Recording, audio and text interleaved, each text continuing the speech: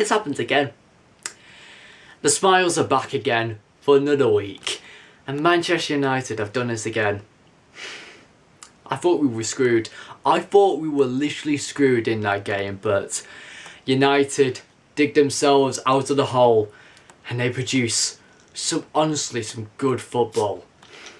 I'm telling you right now, this doesn't happen twice for a reason, but honestly, it's absolutely magic.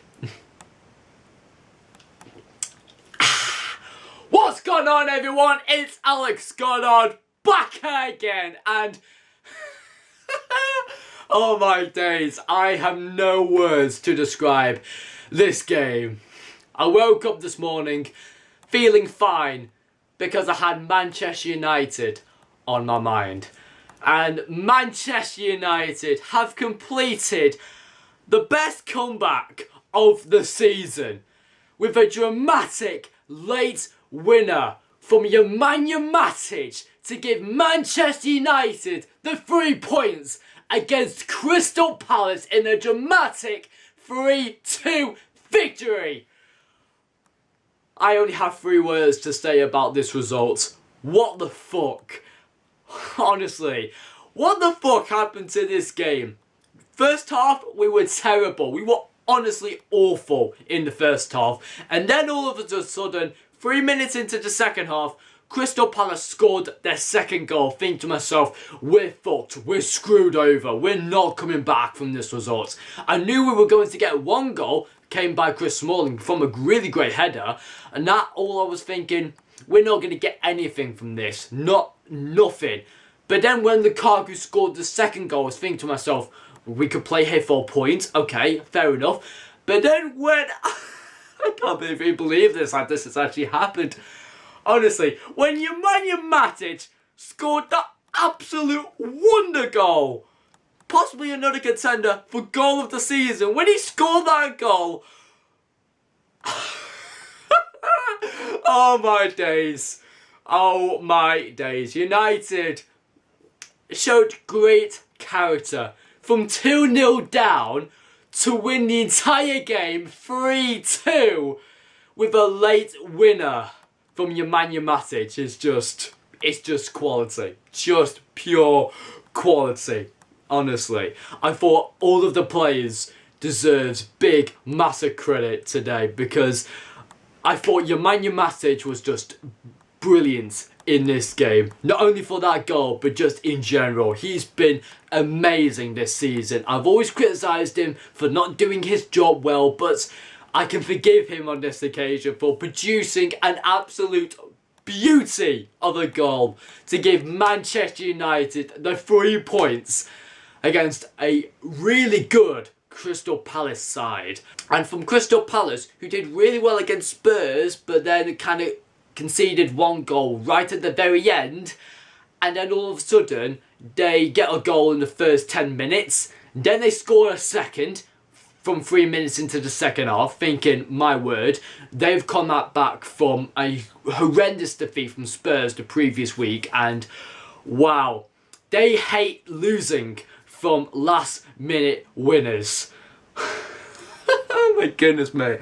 Oh my goodness. I'm still going through the emotions right here because Manchester United, they unlikely come back from situations where we are never going to recover from this horrendous match. But my word, United have character, and it just shows that you never give up in Manchester United, because right there is a demonstration of how brilliant and how determined your Manchester United are in coming back to win the game. And I think Jose Mourinho was absolutely impressed with the way Manchester United performed against Crystal Palace. Honestly, this is possibly the best game of the season in my opinion, the best away game that we've had for such a while. And to have a comeback from 2-0 down and to win the entire game 3-2 is honestly fucking believable. I cannot believe that this has actually happened, but at least this puts the pressure on Liverpool, which means going into next weekend, which we're facing against Liverpool, this will decide who will become second place in the Premier League table. I know Manchester City have already won the title, but who is going to be the team who finishes second place this season? And I think when we face Liverpool, I think that will decide who becomes second place and who becomes third place. It's either between Liverpool or Manchester United or Spurs, who knows. But Manchester United, though, if we finish second this season, I would be impressed, because it would be a better result from what happened last season. We were 6th place last season, but coming this season to second place is really, really good. We've been staying in second place for quite a while, and there's been some dodgy moments where we have gone down slightly, but we brought ourselves back up, and I have to say that we are a second place team. We are the only team who have as much power and as much determination to fight for the title, with City on the run, possibly winning the title, but we are possibly the second best team in the Premier League season to outbeat Liverpool and Spurs as well. So I have to say that we have done such a brilliant job in this match, and honestly, I cannot wait for Saturday. If we beat Liverpool, that will be the last laugh on my friend, who is actually a Liverpool fan, and I'll meet him on Saturday, and when the results come in, and if we win, I'll be shouting into his face.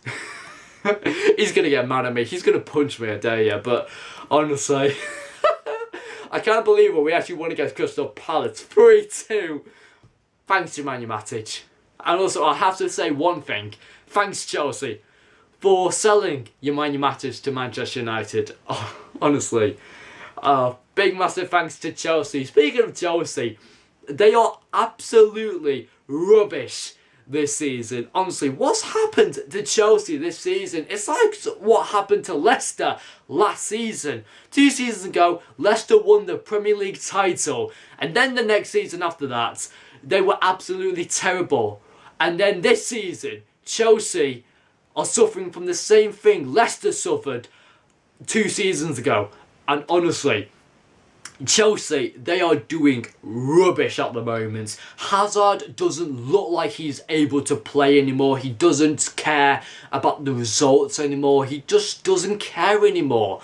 And just looking at that performance against Manchester City, he's not really in the mood to play. Only Willian is the only player who's willing to win games for Chelsea, and also Marcos Alonso. But those are the only 2 players who I think are the only players who are willing to win for Chelsea. Excuse me.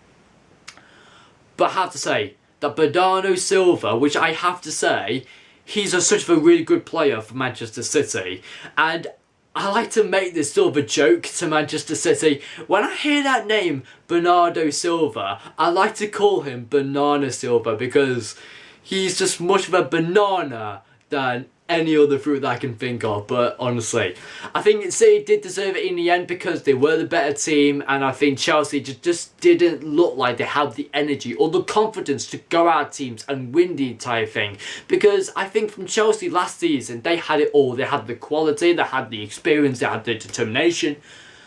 But this season, all of that determination has been thrown out the window, and they're not winning the Champions League. They have to get past Barcelona.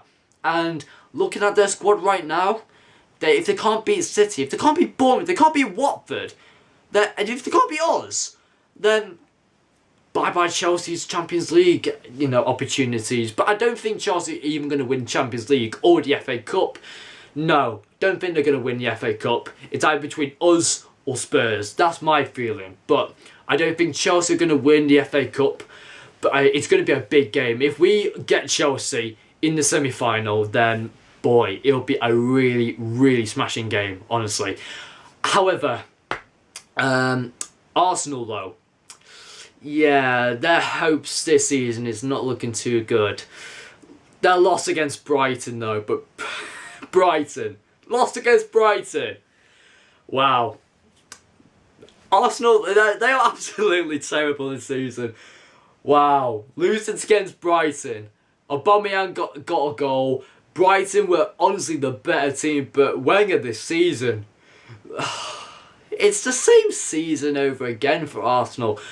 They keep on losing matches to these weaker opponents, and this has been the first time where Arsenal have lost a game against a newly promoted side this season.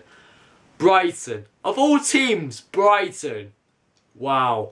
I mean, a couple of years ago when Arsenal were the dominant team back in 2004, teams were really shitting themselves thinking, we can't go at Arsenal, thinking that we may get a win out of this.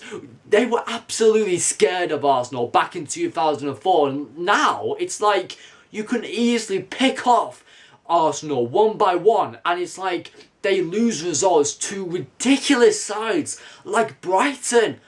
Arsenal are not even scary as an opponent. See how easy Manchester City picked them off? It's like all of the results that Manchester City have won against Arsenal, it's been 9-2 all of the results this season. 1-3-1 away from home for Arsenal. Then they lost against City in the EFL Cup final. And then they lost to City 3-0 at home. That's basically 9-1 in total that they've lost to Manchester City this season. Unbelievable. Unbelievable. And right now, they are one of the most weakest teams that I've ever seen this season. They're even rubbish than West Brom itself. and I can tell you right now that West Brom, they are absolutely they're doing terrible. I cannot say that they are doing okay. They are utter shite this season. Apologies for my swearing in this video, but can I tell you, West Brom, consider yourselves relegated. Because Pardew, when you have a manager as Pardew, you're getting relegated for sure. I'm telling you right now. West Brom, they are suffering so bad this season. If they are going to survive this season, then they need a massive recover so badly. But I have a feeling that they are going to be relegated this season, along with Stoke. Stoke and Southampton played this weekend, and one of the most boring games ever. I don't want to talk about this match, but these two teams, again, I'm feeling that they are going to get relegated this season for some reason. I have no idea why, but I feel like that I want Southampton to stay more than Stoke, because who even likes Stoke? Southampton is much of a beautiful place, rather than a cold Tuesday night in Stoke. No thank you, please.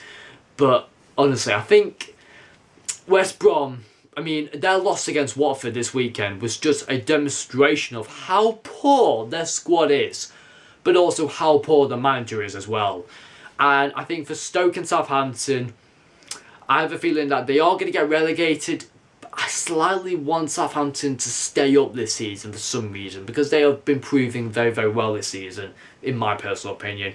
Let's move on to Bournemouth and Leicester. Now, Bournemouth, again, proving to be a very good side this season, and they were about to win the game, but out of the blue, Mahrez is a magician. He is absolutely a magician. He can produce free kicks out of nowhere, and Mahrez, brilliantly enough, gave Leicester a 1-1 draw against Bournemouth, but with an amazing free kick from Riyad Mahrez. That is the quality that Leicester has. Riyad Mahrez, in my opinion, thinks he may go to another club. But when I saw him scoring that goal, I don't want him to leave Leicester. I don't think anyone wants him to leave Leicester at all. Because you never know, Leicester, they could do it again. They could win the title again. But my word, Riyad Mahrez comes out from the bloom and produced an amazing free kick to give Leicester a 1-1 draw against Bournemouth, which I think Bournemouth will take a point, but Leicester, I think they'll take a point too.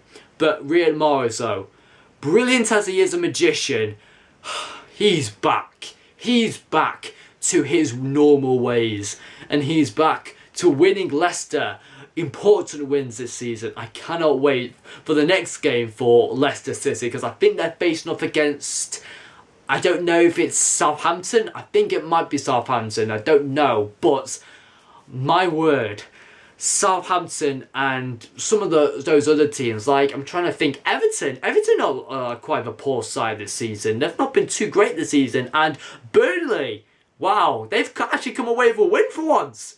They've actually won a game. And honestly, I think credit to Burnley fans and credit to the Burnley players. They've been really good this season. They've just needed some wins. And I was expecting Burnley to come away with a 2-1 victory against Everton. And they did. Burnley don't give up easily. They don't give up. I can see the determination from Burnley. And Burnley stuck it to Everton.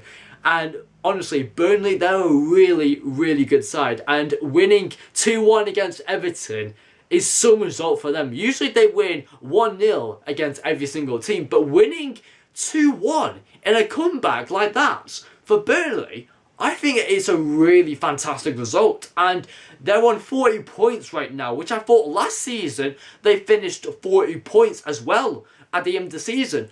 But I think they can get more this season. And I think it's a big, massive turnaround for Burnley this season. They're still 7th.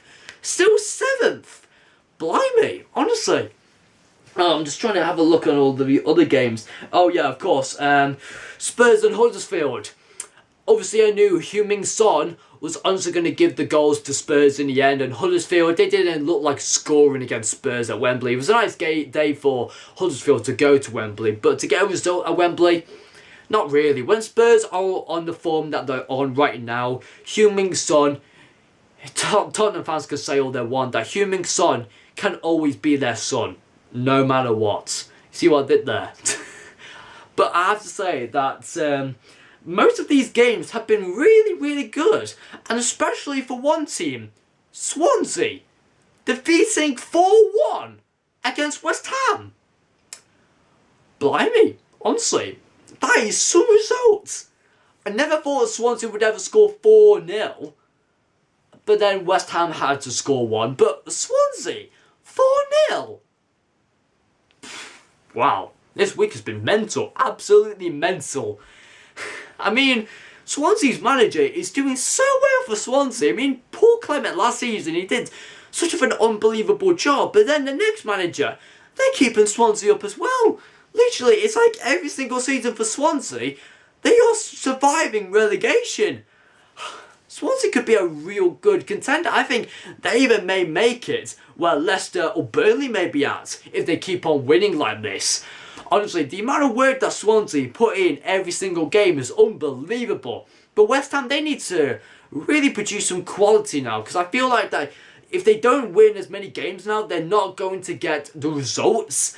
And I feel like they're going to go down, but not as going down as in relegation-wise, but they need to get back in form again. But I think our last game that we're just going to mention is Liverpool and Newcastle. And do I have to mention Liverpool going into next week? All I can say is, Liverpool, watch out, because Manchester United are coming for you. And I thought Newcastle United, they were all right. And Rafa Benitez returning to Liverpool was a good result for him, but didn't get any points, unfortunately. I mean, Rafa Benitez was quite disappointed, and I was also quite disappointed in Newcastle United. But oh well. I mean, Liverpool, they have got the strength in their squad, but Mo Salah, I think we need to keep Mo Salah away from the goal as possible when it comes to Saturday. But my prediction for Manchester United and Liverpool, I think it's going to be 3-2 to Manchester United. I think it's going to be a tight game, but we'll have to see. But anyway, guys, that's all from this week's games. Thank you so much for watching for this Premier League catch-up show for week 29 of the Premier League season 2017/2018. And this will be one day which I'll remember the best United comeback this season, honestly. Thank you so much for watching, everyone. I hope you enjoyed it. Please smash the like button and remember to please subscribe to this channel for more amazing videos. Thank you so much for watching, everyone, and I'll see you guys next time in the next video. Until then, guys, take care of yourselves. Goodbye!